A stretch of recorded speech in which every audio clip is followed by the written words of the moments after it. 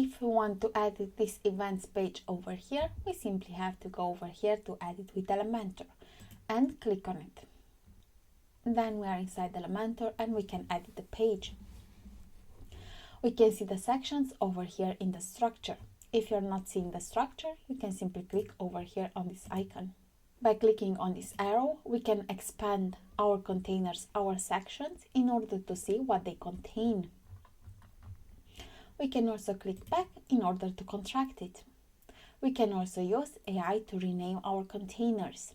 We can check the tablet view and the mobile view from over here. In order to customize something for a particular device, we simply have to click on it and then look for those icons like so.